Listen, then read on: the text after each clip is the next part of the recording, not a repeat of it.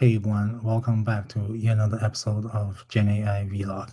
So this episode, we're going to be talking about this new vector database that I come across last week. I think it's a very interesting thing to share.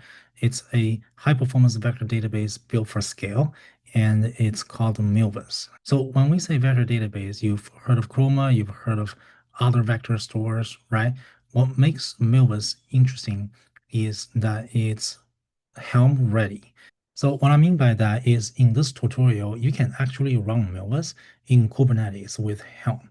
And it's actually a few lines of command line interface to essentially deploy your vector database into your Kubernetes service, which makes things very convenient if you want to scale, if you want to deploy something in production, and then everything is here essentially templated for you using their framework, which is why I want to get into this vector database in this episode. And in the next few minutes, we're going to walk through a small tutorial of how to interact with this using Python.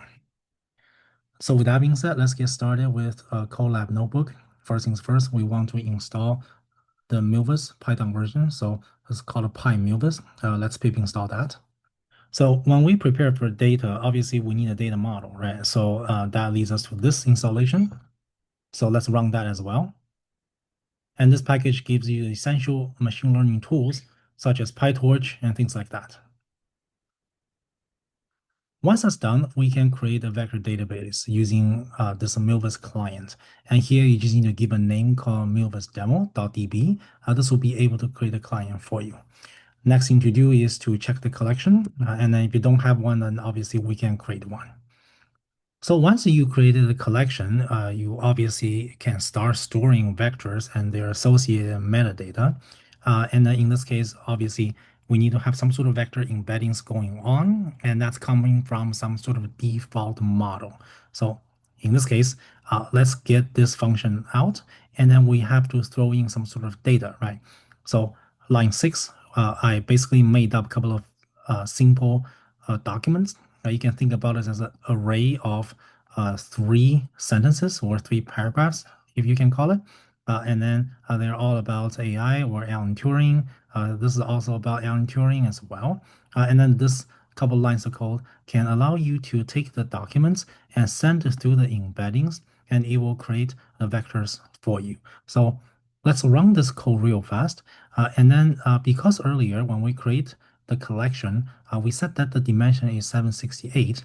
So this is the dimension that the vectors will be converted to when it's being processed as a vector form in the database, right, in the collection.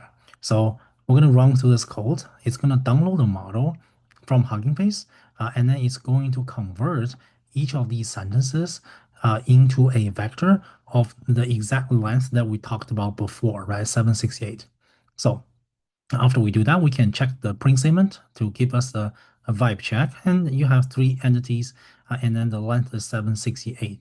So that makes perfect sense, right? That makes perfect sense. You have three sentences here, and then the length is 768. Cool. So once you do that, you can then insert the data into the collection, and then you are all set. And here you see three counts, right? That means the length of the paragraphs in the collection is three, and that should correspond to the length of this document. Good. So once you are there, and then you are all set to run your semantic search. So for example, here you have the sentence called "Who's Alan Turing?" And then you actually have to send that into an array. So this is an array of string that gets sent into the encoding. This will give you the vectors.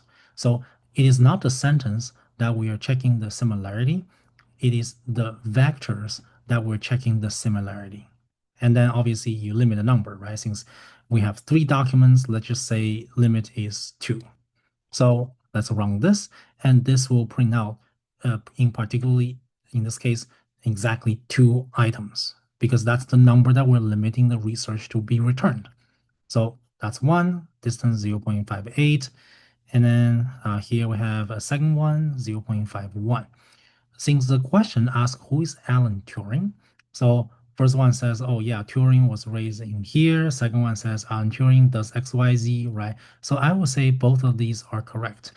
The last sentence in the document says artificial intelligence. That doesn't really say anything about the person on Turing. So in that case, I would say it's probably not that related. That makes perfect sense with the result that we are seeing up here.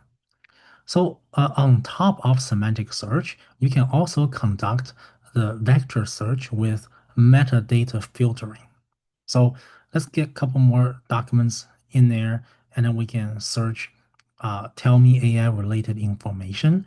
And then we want to filter by subject, let's say biology, right? So it's not just any AI related information, it's the AI related information with the subject of biology. So let's see how that works. And then hopefully it give us, again, two items. And the items here are not just AI related, but also about biology. So uh, the first one come out, number 4, computation synthesis with AI algorithms predicting molecular properties, and that's precisely here. So that makes perfect sense. That is about biology. And then let's take a look at the next one. Here says machine learning has been used for drug design. That's here. That's also about biology. So all that makes sense, right? That's how you conduct the search, and that's how you get the metadata out, and then that's how you filter by the metadata. So actually, you can also do fun things. Like for example, you just want to run a query um, with some sort of filtering. You can also do that as well. So you can run that, and you can filter by history, and this sentence is about history. For example, you can also get the IDs out if you have the particular ID, right? Let's say you conducted this search and here it says 0. Obviously, you want to take a look at the content of when the index is 0, right? So 0 to that's how you uh, retrieve or extract particular content out, given that you know what the index is. So you run this lines of code, it will give you the correlated, it will give you the indexed item. And then last but not least, you can, of course, delete the collection. In this case, you say you don't want to delete everything, right? You just delete 0 and 2, and that's how you do it. And of course, you can also and also you can delete the entire collection, and that's how you do it by the filter. So boom, there you go, just like that, and then you are all set. So there you go. Hopefully you like today's episode. Hopefully today's episode sheds some light of how to use Milvus DB locally. And then obviously have fun using it. Highly recommend it because it's Helm ready. And with that being said, I'll see you in the next episode.